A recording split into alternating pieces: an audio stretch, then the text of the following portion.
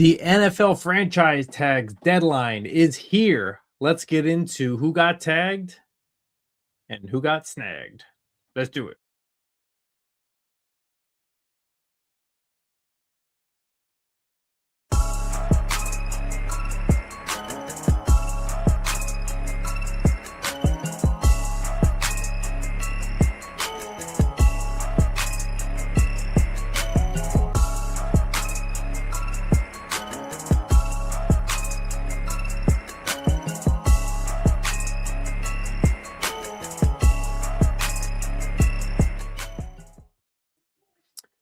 Welcome everybody to Top Dog Coverage. It's your boy Dirty with your boy C-Dub over on the other side here. We're all the way from New York down to Texas. C-Dub, how you doing down there in the Texas atmosphere?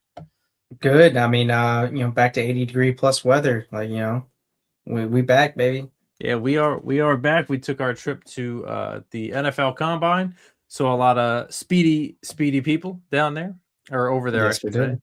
And it was a blast, as it always is. Lots of networking, good meetings, and fun times. And I would suggest it to anybody. I don't think they should ever move it from Indianapolis. If I'm No, that's home. That's home for the combine.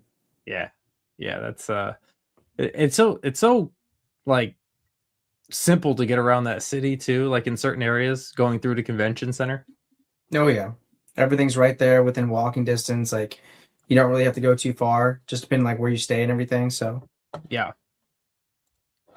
So we had an absolute blast. We were able to get in and get out, meet a couple people. We got our workout in.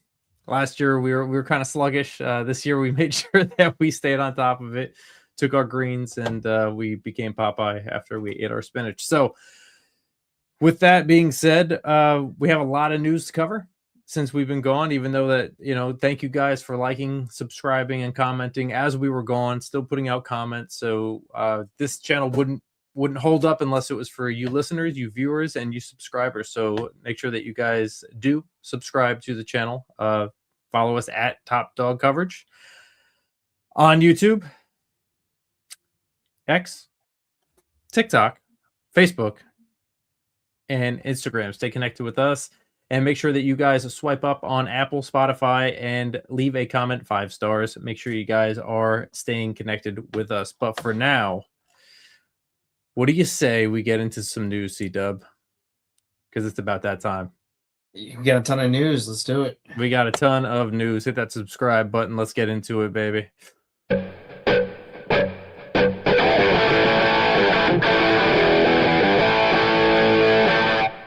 Time for the news, baby.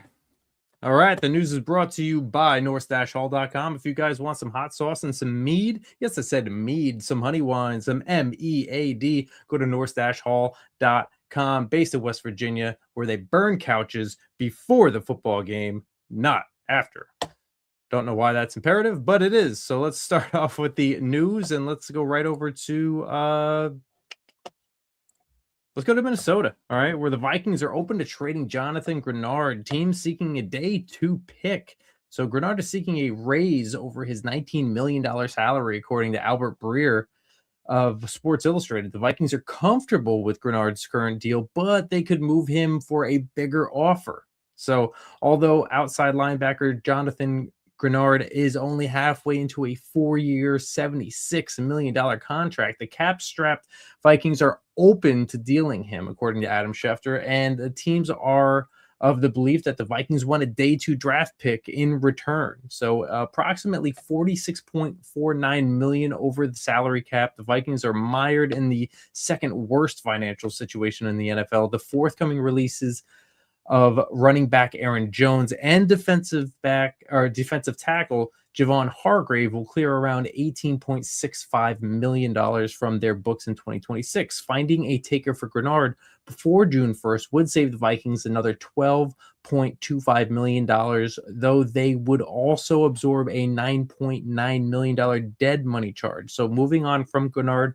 would help the Vikings get under the cap, but it would also deprive the team of its best defenders. With that in mind, the Vikings would prefer to keep Grenard, according to Schefter.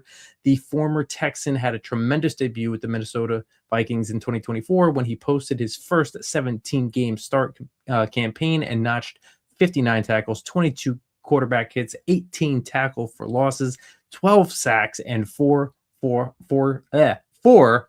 forced fumbles. That's a tongue twister. That's big news. That's big news with this. That they're trying to stay under the cap. They're trying to do a lot of things here, and Grenard is a pretty decent linebacker here. So, yeah, he's definitely a good edge rusher. I mean, it just shows you how hard it is to keep good teams together. Team building is difficult, right? You have to pay the good players, and then the cap was you only have so many pieces of the pie. So it'll be interesting to see if Grenard ends up staying or if they do end up shipping him out. I mean, he was pretty substantial. But you also took Dallas Turner in the first round a few years ago, so yep. It's time for him to step up. So this could be his opportunity. Absolutely. You want to take over from here, sir? Yeah, let's go over to Atlanta. So Kyle Pitts is set to spend a 6th season in Atlanta. The veteran tight end is positioned to receive the franchise tag, as first reported by Ian Rappaport of NFL Network. Pitts will not reach the market based on today's news instead of testing free agency for the first time in his career. Pitts will remain with the Falcons in 2026. The tight end tag is projected to cost $16.32 million, and the team will carry that cost on its cap sheet unless a long-term deal is worked out. The possibility of the franchise tag has steadily increased in this case, with Pitts enjoying a strong 2025 season and boosting his market value along the way. The former number 4 overall pick set a new career high in receptions and touchdowns this past year, bouncing back from a highly underwhelming 2022 to 2024 stretch. Pitts has expressed interest in playing in new head coach Kevin Stefanski's offense, and he will be able to do so for at least 1 year. Many around the NFL expected a tag in this instant. ESPN's Jeremy Fowler confirms. So we got to remember Kyle Pitts as a rookie. He topped over 1,000 yards, and he was super young coming out. He's like, 20 years old? Yeah, he was young. So it's another core piece to keep in that offense with, you have the Kyle Pitts, the Drake London, Bijan Robinson. You got a nice core there. We'll see how Michael Penix Jr. recovers from the ACL tear, but you got a nice nucleus of offensive weapons for Stefanski. So we'll see if they can do a long-term deal. It would probably make sense for both parties, but we'll see. I mean, I'm glad that he's getting this, to be honest with you, because it's just been, play caller after play caller that didn't utilize him or whatever it may be. And finally, he gets really close to 1,000-yard season. He had 118 targets, 88 receptions. I thought that he was doing absolutely phenomenal this year. And I think that he deserves this money. He's been through a lot of adversity over there or down there in Atlanta, and see how it goes. Hey, he hit 1,000 as a rookie, so it'd be nice to see that replicated. Yeah, absolutely. I'm going to shift my focus over to the New York Jets, as I always do. So the Jets traded Jermaine Johnson to the Titans for T'Vondre Sweat. So Jermaine Johnson is the latest defender to see his Jets tenure come to an end under the team's new regime. The 5th-year edge rusher is on the move. Johnson is being traded by the Jets to the Titans, as first reported by Tom Pelissero. Defensive tackle T'Vondre Sweat is heading to New York in return. Like all trades, the final agreement is pending a physical for both players. The swap will not be finalized until after the new league year begins. So this swap will allow for Johnson to reunite with Robert Saleh. The two were previously together on the Jets, and after a 1-year stint as San Francisco's defensive coordinator, Saleh was hired last month to take charge of the Titans. Adding along the edge has been seen as critical need in Tennessee's case, and before free agency has even begun, the team has already lined up a move on that front. So Saleh's arrival brought about a change in the scheme, something which Rossini notes made Sweat more of a trade chip. In 2 Tennessee seasons, the former second-rounder has posted 85 stops and 8 tackles for a loss. Sweat, who will turn 25 in July, has 2 years remaining on his rookie contract. He will look to provide New York with a starting presence along the interior, and by doing so, help fill the vacancy created by Quinnen Williams' trade. So that's big news. 1-for-1 swap. barely happens. Yeah, know? rare. Super Yeah. rare. But they're getting what they want. New York Jets are getting what they need, and I think they were just like, no need to has to be. But with that, I'm just gonna stay on there real quick, and we'll fly out of New York real quick after this. Is that cool? Sure. So the Jets also today placed the franchise tag on Breece Hall. So hours before the tag deadline, the Jets have made their call with respect to Breece Hall. The franchise tag will be applied according to Jordan Schultz. The Jets have since announced the news with non-exclusive tag being used. Conversations on a long-term deal were ongoing, and today's move will buy time for further negotiations to take place. The transition tag has been floated as a potential route for the Jets to take in this case, according to Connor Hughes. Multiple teams made it clear at last week's combine they would be prepared to move forward with an offer sheet in that event. To prevent such a scenario, the franchise tag will be used instead. So as a result, Hall is now on course to collect $14.29 million in 2026. That figure will be fully guaranteed, and it will match the 24-year-old's cap charge for next season. Hughes reports the Jets accept Hall to play on the tag, but there are now several months of runaway for team and player to work out on an extension. So Darren Muji making another move, trying to keep his running back in New York in the Big Apple. He just doesn't want to give him a long-term deal, or what's up? Apparently they're not meeting in the middle at this point. So I guess that's the give the dog a bone so we can continue training him. I don't know how that goes, but I guess I don't know who's being trained, either the GM or the running back, but maybe they're just holding out until they get a new coach that can utilize them properly. Could be. Could be. We'll see. You're not far-fetched. We'll see. But staying on the theme of tag, Cowboys placed non-exclusive franchise tag on George Pickens. So Pickens has officially been tagged per a team announcement. A number of reports from last Friday morning pointed to today being the point at which the move would take place. Dallas has taken the expected route of the non-exclusive franchise tag. In this case, ESPN's Todd Archer reports. And this is from Brian Schottenheimer. My relationship with GP doesn't change. Just like it didn't change with CD or Dak. When those guys were going through certain things, it's all part of the process. It's the business side of it. This is going to play out the way it's supposed to play out. So the receiver tag, it's worth $27.298 million in 2026. The league announced Friday, although Dallas is an estimated $56 million over the salary cap, over the cap. The team has long been willing to apply the tag to keep Pickens off the market with free agency approaching. Pickens is free to speak with interested teams given the nature of the tag used in this case, but the chances of an outside suitor working out a deal and parting with 2 first-round picks to facilitate it are extremely low. Attention will instead turn to the matter of contract talks between the Cowboys and the projected 2025 trade acquisition. As Archer notes, Pickens and his camp were informed of the tag decision yesterday. He adds that general conversations took place between the Cowboys and Pickens representatives at the ongoing NFL Combine. Progress with respect to detailed negotiations will be worth watching for as this situation unfolds. If no long-term agreement can be reached by July 15th, Pickens will be required to play on the tag next season. He may sit out if a deal does not come together, according to Clarence Hill Jr. of All City DLLS. Yeah, this is a guy that had 93 receptions last year and 1,430 yards, something like that. He's a league leader, yeah. Yeah, 9 touchdowns.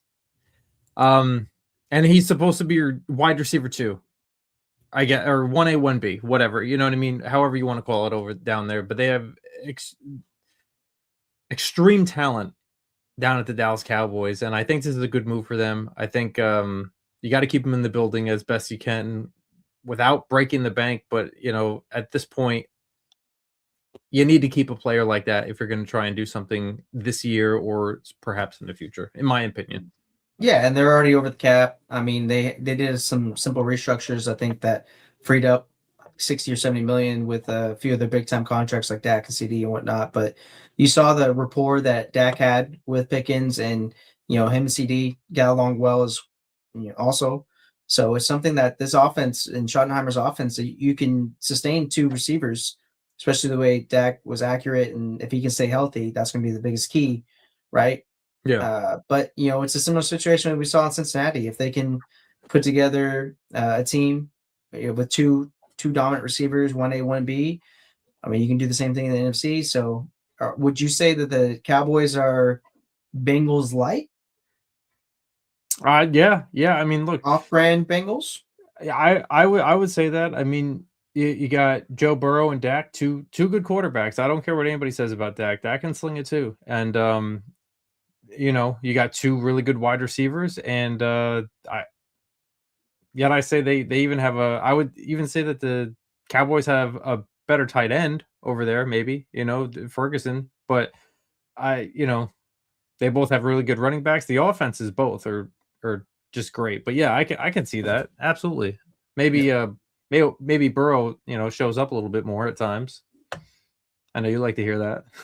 Yeah, I mean, both have dealt with a lot of injuries in their career too. So, Yeah, absolutely.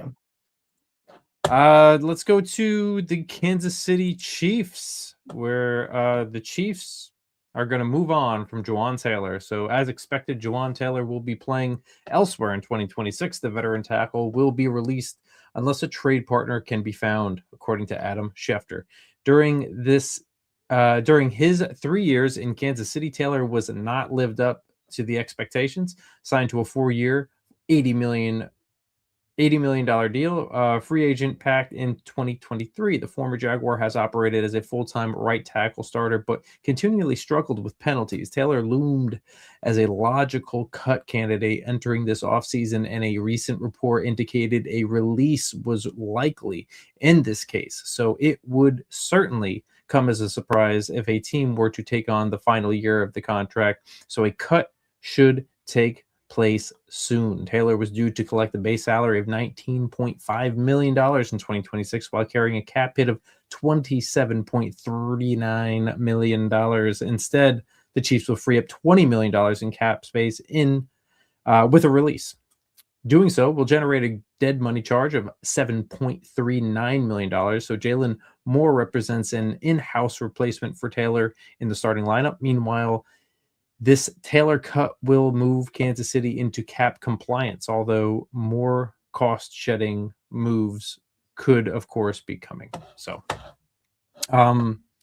yeah, I mean, sometimes you try to make a deal, and it's not the best, I guess, right? So, Yeah, I mean, he had the same issues in Jacksonville where he yeah, started his career, and they've invested in the offensive line and a couple high picks these last few years. So I think it's time, and it's nice when all these teams have to become cap compliant. So it's not just the Saints in cap hell as it's been in most previous years. So yeah, that's good. Maybe not it's good for his teams, but it's good for me. good for me. Yeah, and that's what really matters, right? We have to go to Houston/Cleveland because the Texans are back on. It's a new offseason, so it's a new game of spin the wheel on which O lineman are we shipping out. So the Browns are taking the first of what will be many steps aimed at improving their offensive line this offseason, which I believe is their third in a row. A trade agreement with the Texans have been reached. Houston is sending Titus Howard to Cleveland. Ian Rappaport of NFL Network reports a fifth-round pick is heading the other way. This is the selection the Browns acquired from the Raiders in the Kenny Pickett trade in August. Sports Illustrated's Albert Breer adds. Howard was set to enter the final year of his contract, but this trade is bringing with it a new deal. So per Rappaport, a $63 million extension has been agreed to by Howard and the Browns, with $45 million in new money being committed. As a result, the 7-year veteran will now be on the books through 2028. It remains to be seen if he will be used as a guard or a tackle in Cleveland. But in any case, Howard will aim to offer the Browns with stability somewhere up front as they renovate their offensive line. So this is from Titus Howard himself. I wasn't surprised. The former first rounder said in an interview with KPRC2's Aaron Wilson following the news. They're trying to get younger and pay some guys. I ain't mad. I kind of knew it was going to happen. So Houston's financial planning needs to take into account a pending extension for edge rusher Will Anderson. A long-term pact for C.J. Stroud may not be coming this offseason, but his 2027 fifth-year option is set to be exercised. A reset along the offensive line will be a key priority. Wilson notes that after the Texans struggled to protect Stroud once again during the 2025 NFL campaign. That it's very interesting to know. I like David Montgomery. Okay, I liked him on the Bears. I thought he was a hard-nosed runner. I thought he was great. Right? Okay. We haven't gotten there yet, but yeah. Oh, sorry. I'm always going every which direction. We're Sorry. talking about Titus Howard. Yeah, I know. He might have been a bruiser for the Bears at one point. I think he spent his whole career at Houston though, but you know. I don't know how you deal with me at times. I really don't. I really don't. You have a lot of patience. You know, Nick Caserio, I think he executes the absolute most trades in the NFL. I believe that. And maybe him or Howie Roseman, Eagles GM. I mean, yeah. These guys, it's new offseason, cool. It's time to deal off some linemen. Like who we trading? And he spins that wheel and then boop, we're trading this guy. Yeah, I don't understand how they continue to do it. It's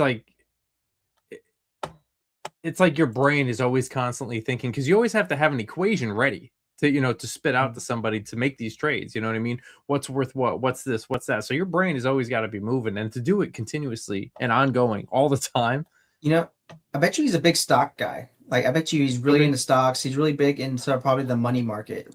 Yeah. Like the way that he trades players and trades picks and stuff like that. Like that's very similar to like trading on the open like stock market stuff, right? Yeah. I feel like he's a big money guy. I wonder if his background's in finance. It could be. It could be. I could see that. Number crunching, right? Yeah. You want to take us to some other stuff that he did? I do want to ask you about this real quick. How many times look, we got it pretty close last year with Houston. Okay. We said the Jaguars. I said the Jaguars, you said Houston, and it was 1-2 regardless, right? H-down. Yeah. Yep. And they did that while shipping away their offensive line. And it seems like they're kind of doing the same thing again. Do they just have a really good offensive line coach here? Because I think their strategy is let's throw stuff at the wall and see what sticks. I mean, I don't know what's going on over there with the offensive line, but apparently, the run game wasn't really that good over there, but they were still winning games last year. So I don't know what's happening over there. Who's coaching these offensive linemen up? But they have some sort of system that's working, I guess. I don't know. CJ Stroud kind of did not look like his normal self, at least his rookie self. That he did not. Bad couple years. Is that due to the offensive line just letting him just get blasted every game? Hey, he took the first step. He cut his hair. He changed his hairstyle. So that's the first step in rehabilitation of becoming back better, right? That is. I did it too. So yeah, if you're something you're doing, you're continuously doing, and it's not working, it's time to switch it up. And he said, "Hey, you know what? Let's change our hair." Yeah. It's always a road to go. Yeah. Hey, maybe that'll make his offensive line play better. You never know. You never know. It's like the lotto jackpot. Hey, you never know. I'm going to take you over to something I've been dying to talk about, apparently. I'm going to take you over to Detroit, where the Lions traded David Montgomery to the Texans. The Texans are not finished on the trade front. A much-anticipated running back addition is now being lined up with another member of their offensive line set to play elsewhere. So David Montgomery is heading to Detroit. David Montgomery is heading from Detroit to Houston, as first reported by Tom Pelissero. In return, the Lions will acquire an offensive lineman, Juice Scruggs, along with a 4th and 7th round pick, according to Pelissero. The 7th round selection is for the 2027 draft, according to Adam Schefter. Houston was Montgomery's preferred destination. He will now take on a prominent role in the backfield as the Texans look for improvements on the ground in 2026. So Schefter's colleague, Dan Graziano, recently named Houston as one of the teams likely to be active in March with respect to running back additions. So today's news comes as no surprise. Montgomery in particular is a logical target in the Texans' case, given the fact he was seeking a fresh start. So since the end of 2025 campaign, a Montgomery trade has been a distinct possibility. Detroit has Jahmyr Gibbs in place and his fifth-year option is likely to be exercised. That would ensure at least 2 more years in the Motor City, but a long-term extension at or near the top of the running back market is expected to be pursued. Keeping Gibbs and Montgomery on a lucrative deals would not have been feasible given the Lions' other financial commitments. So it looks like everything is about to go to Jahmyr Gibbs. I mean, everything's going that way. They're even throwing pretzels at him, hot dogs, hamburgers. Everything's going his way. Well, that's pretty disrespectful. Hey, You man's can't got do to that to eat. Sonic. Can't do that to Sonic. But I think it'll be interesting next offseason. I mean, I don't know who's going to get it done first, but who the contract extension for Bijan Robinson and Jahmyr Gibbs, like that's going to reset the market, obviously. And running backs do deserve to get paid more. Their salaries, most of them are equivalent with punters and kickers. It feels like on certain things, but we have to talk about an Iowa State issue. Before we go there, we got a question in the chat. So Bengals and Jamar wants to know, who do you think will start over there in Houston? Monty, Mixon, or Woody? What's your take? I don't even know if Mixon's going to play again. I mean, his injury has been so weird, and there's been such limited information on it. Yeah. And make this this is a pretty big deal to get David Montgomery in the building. You trade a young offensive lineman and some decent picks for a 29-year-old running back. Like that gives me the sense that he's going to be the main guy, and then you're going to sprinkle in Woody with some lightning. We're just referring to Woody Marks, the second year back from USC. So, yeah, I agree. I think Montgomery trading for him is a big deal. You're giving away a player, fourth rounder and a seventh rounder of next year. So I think that kind of gives the answer of like, hey, we're giving a lot to get a lot of what they think is a lot. So I think Montgomery probably is going to take that, barring no injuries or anything like that. But Woody Marks is still a very electric, player. So, I think the combination of those two can take a lot of pressure off Stroud. It can. It's just we don't know who's playing offensive line. We don't know who's protecting these guys. Yeah. Good question. Good question, though. There's a lot of things. But yeah, Houston, they have a plethora of Iowa State playmakers. They have 3 Iowa State receivers. They now have an Iowa State running back. Do you think the Houston Texans like the Iowa State program? I think they definitely have their eye on them. That's for sure. Yeah, I mean, if this seems to be a pattern, obviously they have something that they continuously go after, right? So I wonder what about that program makes them want to bring their players in. Is there? It's just the players. It's just a coincidence, I'm sure. There's no such thing as coincidence. We shall deep dive in one day. We'll find a connection. I'll let you go down that rabbit hole. I will. Watch. Nick Caserio is going to have like a finance degree at Iowa State. Yeah. So, but most likely we'll get there. All right. Moving on.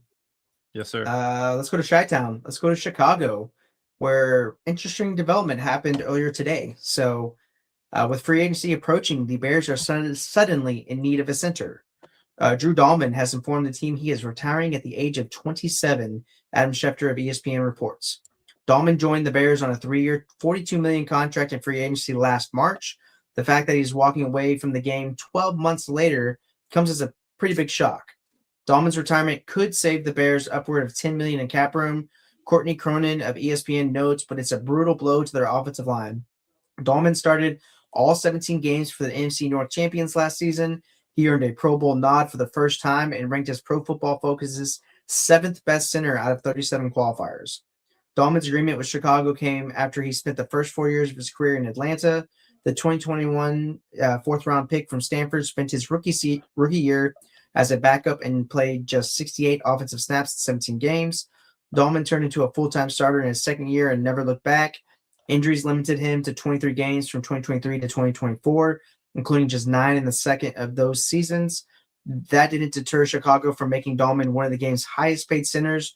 Before deciding to hang up his cleats, Dahlman ranked top 5 in his position in total value, yearly salary, and guarantees at $28 million. The Dahlman signing was just part of an offseason O-line makeover for the Bears. They also acquired guards Joe Tooney and Jonah Jackson and traded to spend a second-round pick on tackle Ozzie Trapillo. Dahlman, Tooney, and Jackson joined right tackle Darnell Wright as a full-time starters on what PFF ranked as the league's third-best unit in 2025.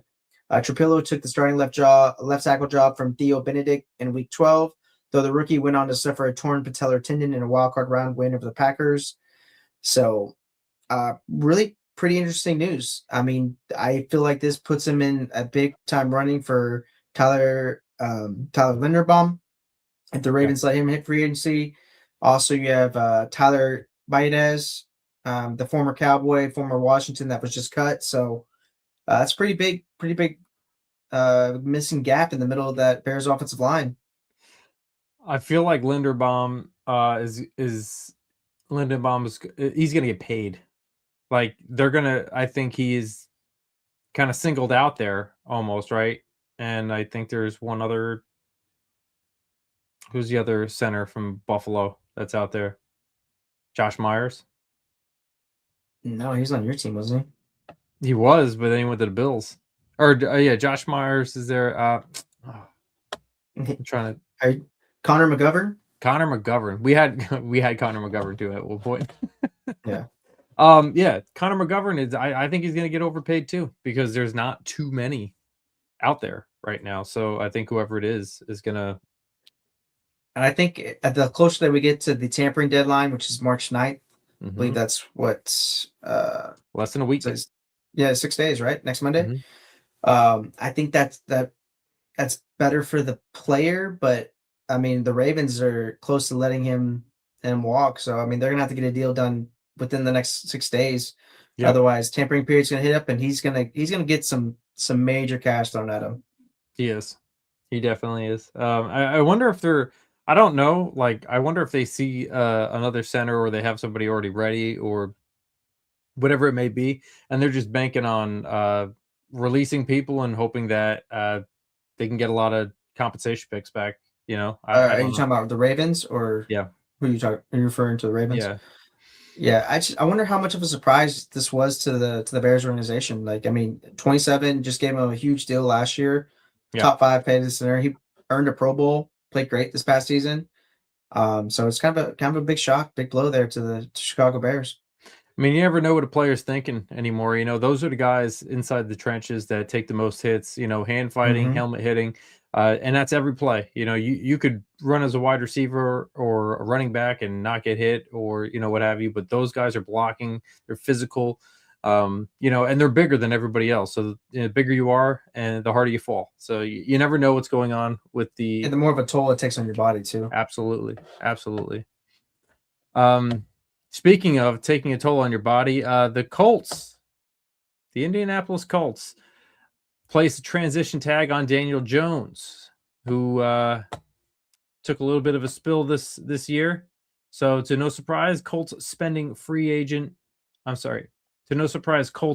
our pending free agent quarterback Daniel Jones will not reach the open market unfettered. The Colts are placing a $37.833 million transition tag on Jones. Tom Pelissero of the NFL Network was among those to report. This had been the expected outcome for at least a few days, though it will prevent the Colts from placing either the franchise or transition tag on pending free agent wide receiver Alec Pierce. Teams are only allowed to tag one player. The Colts and Pierce are progressing toward a multi-year deal. So Indianapolis will have exclusive negotiating rights with Pierce until the legal tampering period opens March 9th.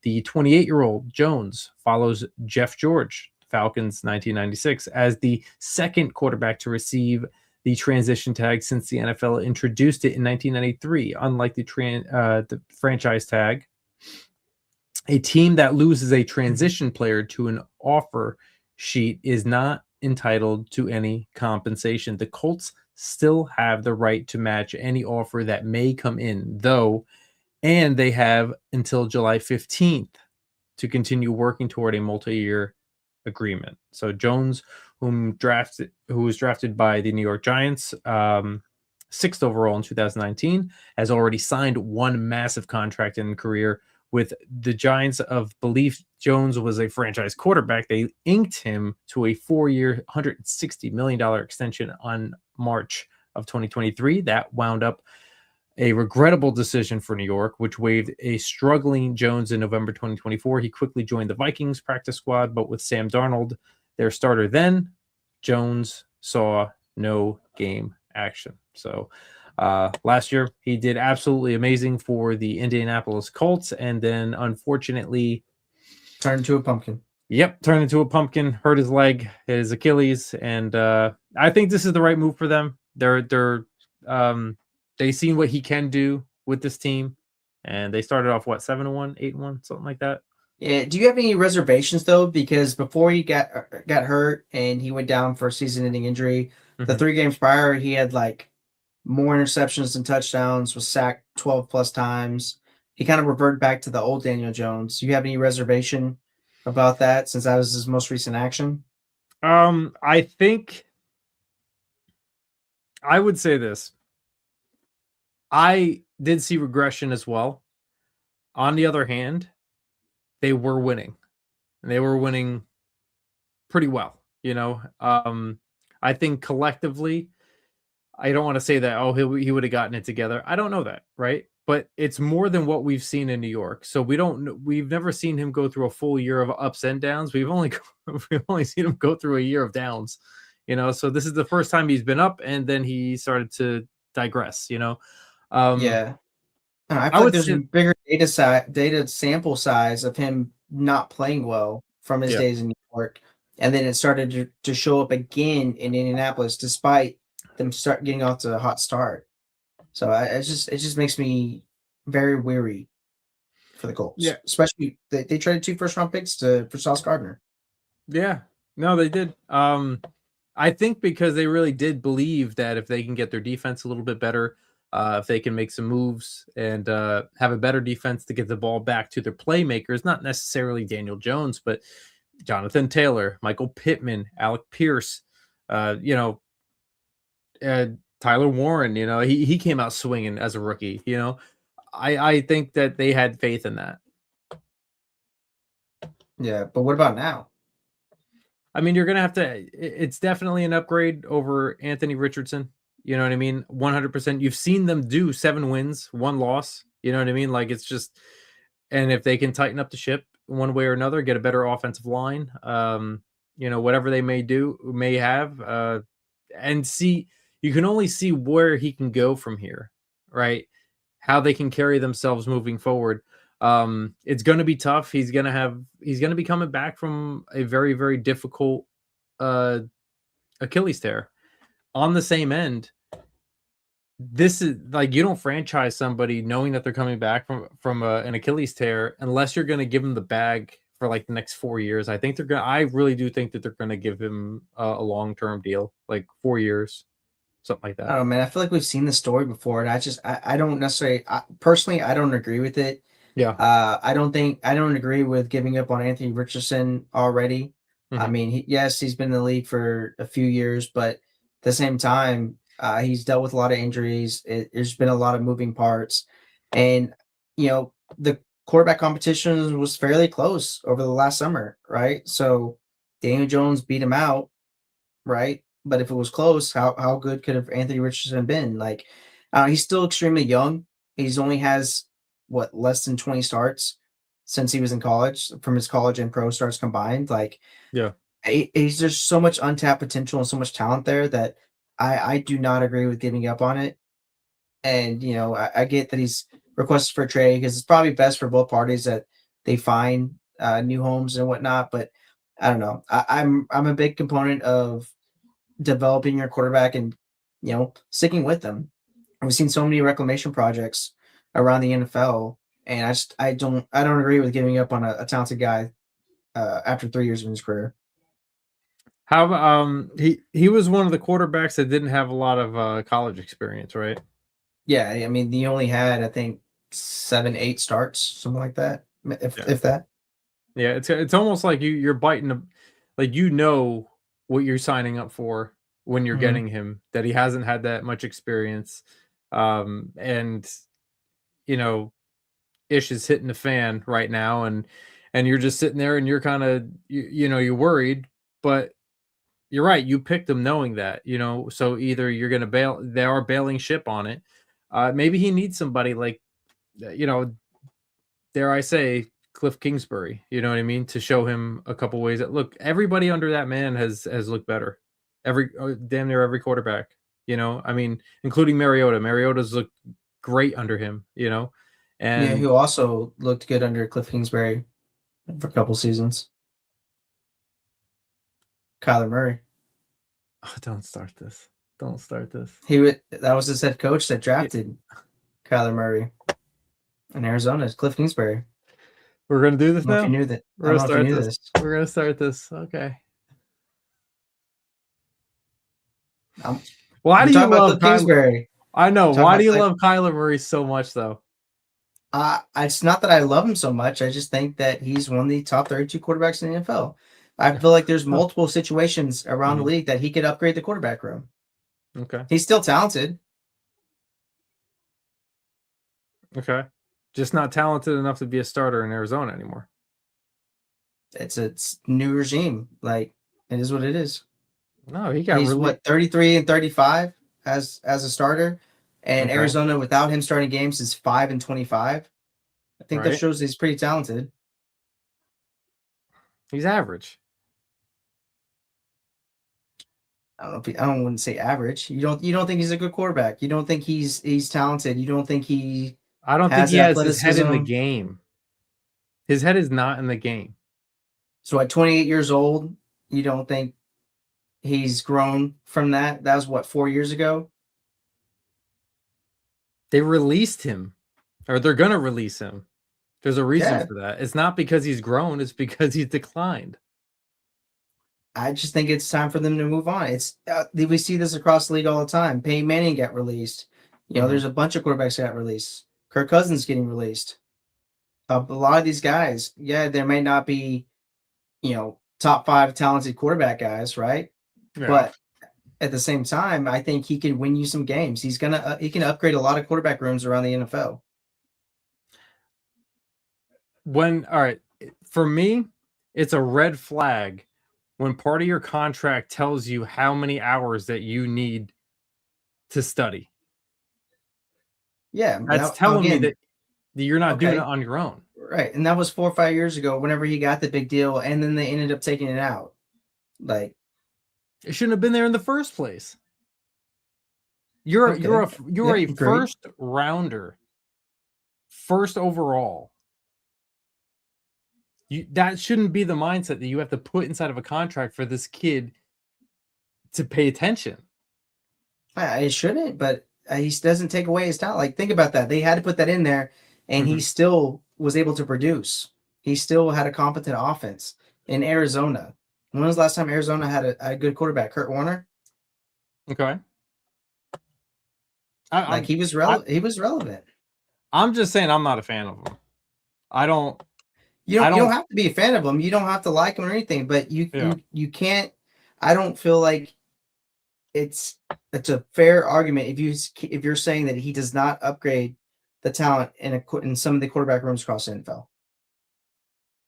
So just I think he's a bridge quarterback That's at, fine. the, at But this would point. he upgrade certain quarterback rooms? Certain ones, yeah, absolutely. So that's all I'm saying. As I'm saying, I think he's talented enough. That's another guy. He's 28 years old. He's learned.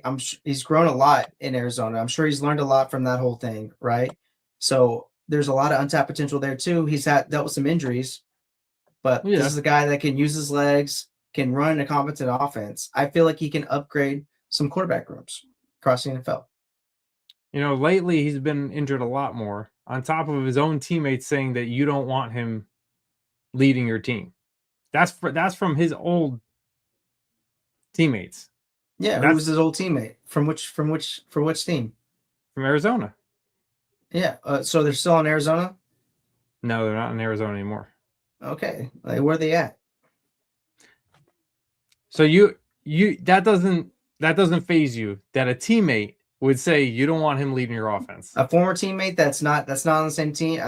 I don't know the situation between the two. I'd rather hear from the coaches and the current teammates now. I would take it into Okay. consideration. All I'm saying is I think he's still talented. I think he can be a starter in the league, and I think he deserves a shot somewhere else. Arizona sucks. Let's be real. I agree. Not that I have much to much to say about that anyway. New York's not that much better. I'm just saying, like, okay, take your club for example, right? Mhm. Would you rather go into the season with Justin Fields and Brady Cook over Kyler Murray? I don't want to overpay for Kyler Murray. Oh, okay, perfect. Because the Arizona Cardinals are on the hook for 35 plus million, right? So he's going to sign for a 1.3 million veteran minimum contract because he's getting paid from Arizona. So it's not an overpay. Okay. So if that's the case, I would do it in that sense, but I won't be surprised. I will not be surprised if this dude gets hurt again because he's very injury prone now. It's not the same that he used to be. The first 3 years, he was 16 games great, 16 games great, 14 games great, 16 games great. And then But we're going to give Daniel Jones another bag, even though he's had a bunch of season-ending injuries, including a neck injury. Like, come on. It's the NFL. Everyone's quote-unquote injury prone. You can get hurt at any time. That plans on being there. I'm telling you, that's going to be the long-term quarterback. That's different. They're looking at that as they're looking how at that. How is that different? Because they're going to sign. I'm telling you. Now I'm curious. How many games has Daniel Jones played compared to Kyler Murray?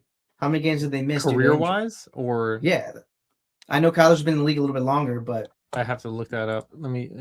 Because see, I mean, if I had to choose between the two, yes, they're both injury prone, but I feel like I'd rather invest in Kyler because I've seen the worst of the worst with Daniel Jones, and it's more common than the 10 game stretch that we saw this past year. Let's see here. If Kyler's injury prone, then Daniel Jones is way injury prone. Let me see here. Games missed. Oh, here we go. Okay. So 4 games, 12, 15. And who's this for? Hold on. This is Daniel Jones. So 4 games with the Achilles tear, ACL tear, 8 games missed. That's 12, 15 with the cervical neck pinch. I'm sorry, that's up to 15 games. And then 21, the same thing.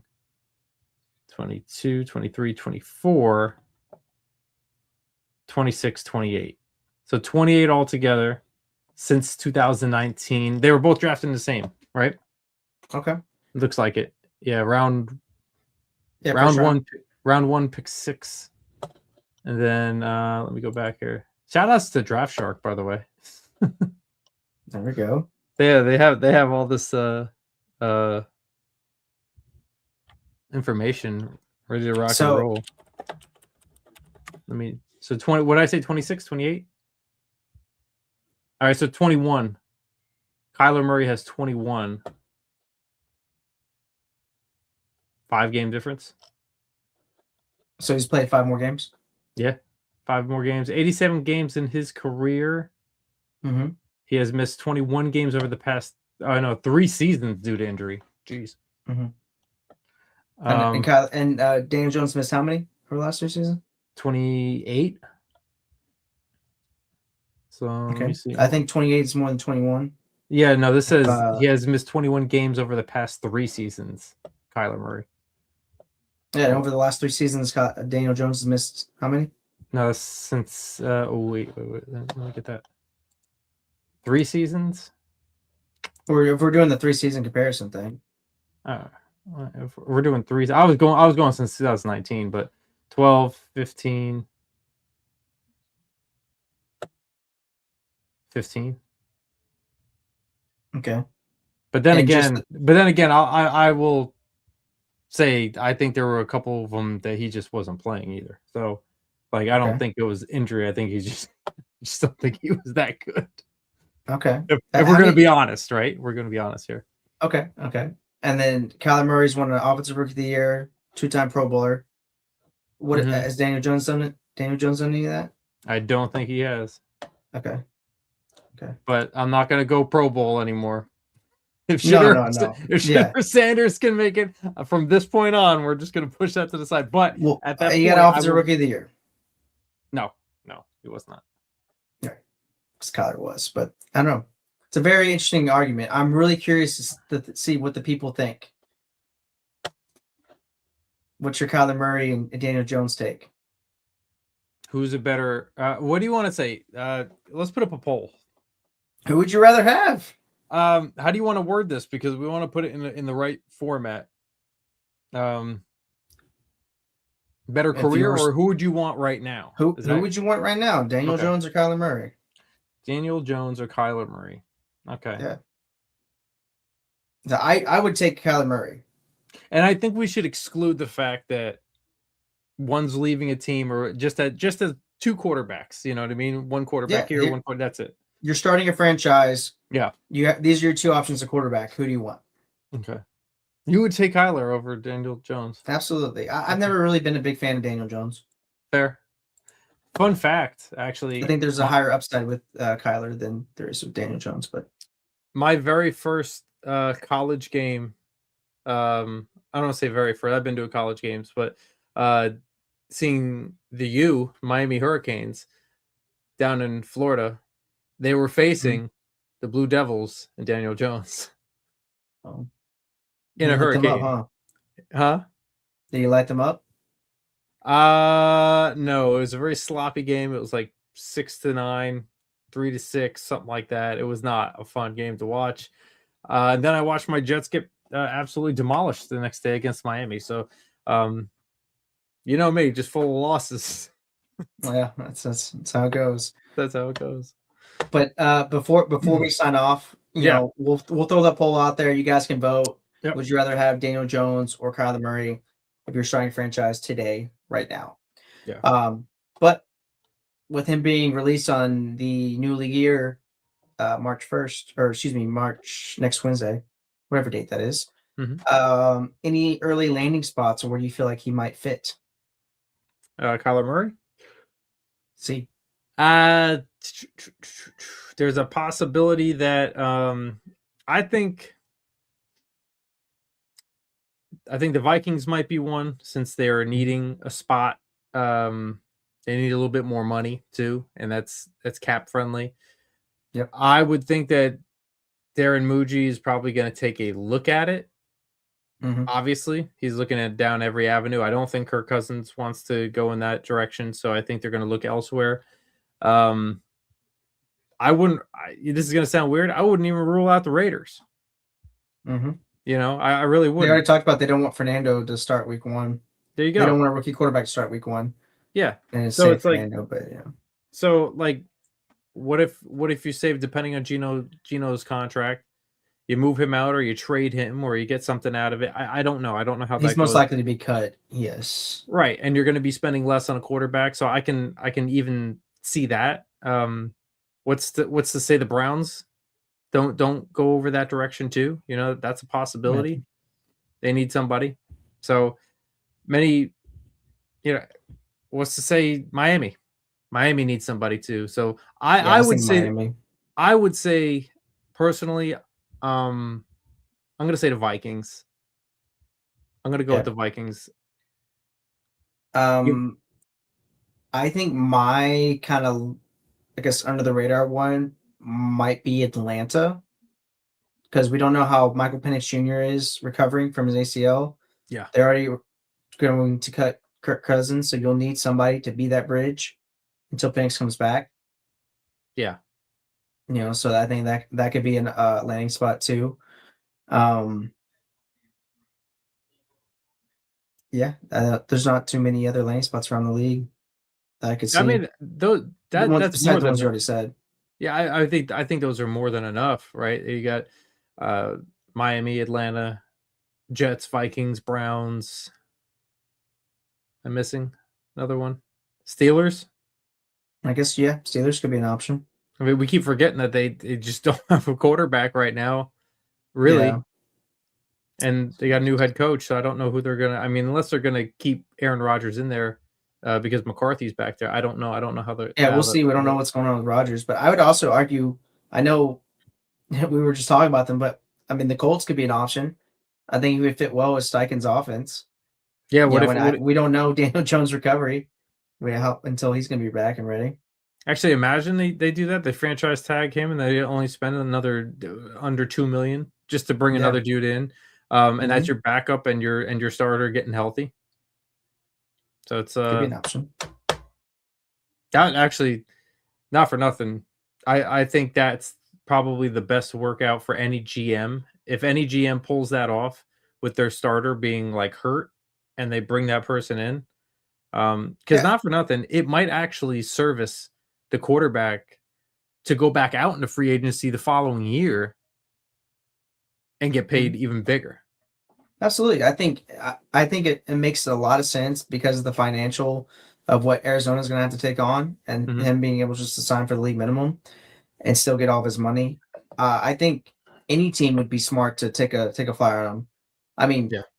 also like call me crazy, but Denver Crazy. with Bo Nix, we don't know what's going on with his ankle. He's going to have to have another surgery, and you know him and Sean Payton always feel like they're beefing.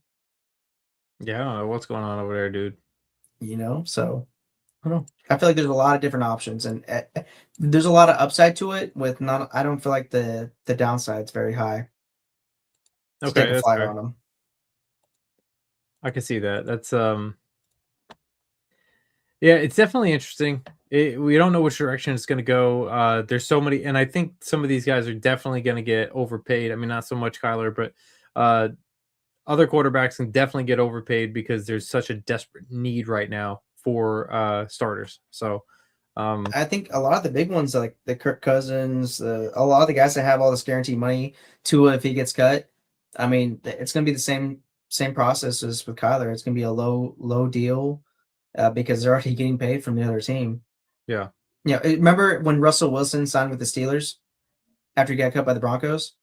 yeah. It's that similar situation. It's that similar situation. Broncos owed so much money, and I mean, Hmm. wow, yeah. Yeah, Well, we'll see what happens. We're only a couple days away, right? Kyler watch.